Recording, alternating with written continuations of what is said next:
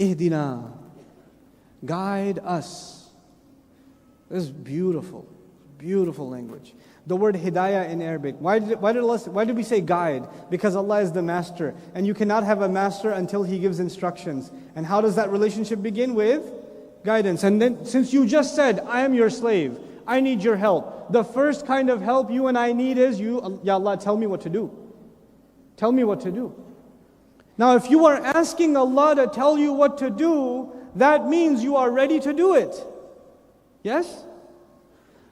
So when we say Ihdina Sirat al-Mustaqim, we are actually telling Allah, Ya Allah, I am ready to obey you.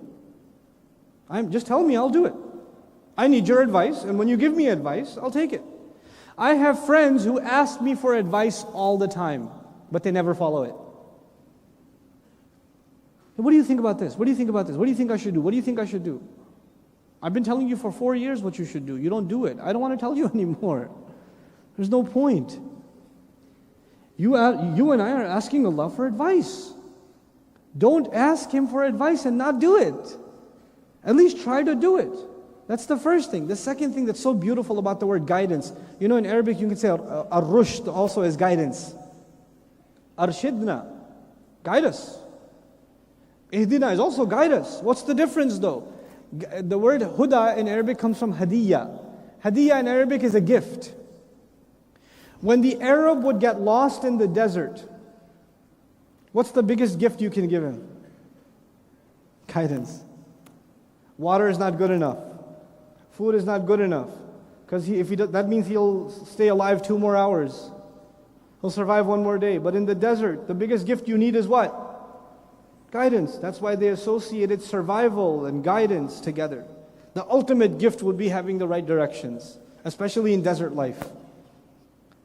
We are asking Allah for the ultimate gift. Ihdina.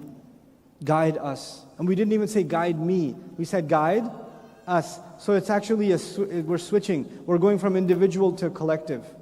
Everything in the beginning was actually individual in some sense. Hamd is individual. Allah is a master of me individually. Allah's mercy comes to me individually. The judgment day is about an individual. Each individual will be judged. But immediately we switch over to Ihdina, because in this life, if you're going to have a healthy relationship with Allah as an individual, you have to come together as a community to ask. You have to be with other people. You need other people for guidance. You can't do it on your own. That's why it's not Ihdini, it is Ihdina. It has to be Ihdina. And it's not even Iya Nahdi, which actually would have meant guide only us. That would have been bad. Ya Allah, only guide me, everybody else can go to hell. I don't care about that. Okay. But actually guide all of us. We have to talk a little bit about guidance before I give you your break. It's such a beautiful concept in Islam.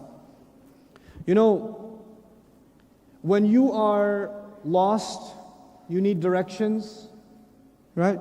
And somebody maps it out for you. Go 3 kilometers this way, 2 kilometers. See, I used kilometers. I didn't use miles. I'm proud of myself. But, you know, take a left and take a right and you'll get there. That is information, isn't it? Sometimes guidance is just information. But Allah's guidance is more than information. Your counselor's guidance is information. The traffic officer's guidance is information. The GPS guidance is information. That's all information. But Allah's guidance is more than information. Allah's guidance, it actually has to do with personal choices at every given moment. And we're not just asking for information, we're asking for the strength to make the right decision. 2 different things. It's not just information. Sometimes we have all the information, we still make the wrong decision. Because we didn't have the strength, the will, the commitment, the right mindset to make the right decision. Don't people do the wrong thing and you tell them, don't you know that's wrong? Yeah, but I got angry. That's why we ask Allah for guidance. By the way, if it was just information, if guidance was just information, how many times do you need information?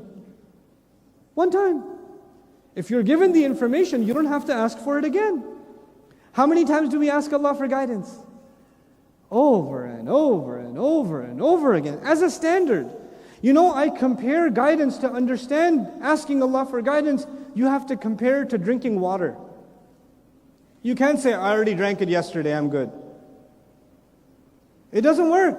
If you want to survive, you have to get it again and again and again. And that is why every few hours, it is as though Allah is telling us, just like your body, every few hours it needs water. Your heart, every few hours it needs what? Guidance. You have to come back to Allah and say, Ihdina Sirat al-Mustaqim again.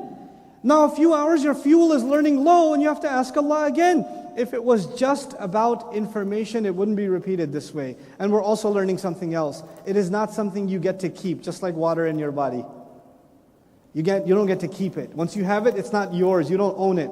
You run out of it. Then you have to go get it again. And then you run out of it again. And you have to get it again. Nobody can say, I have it.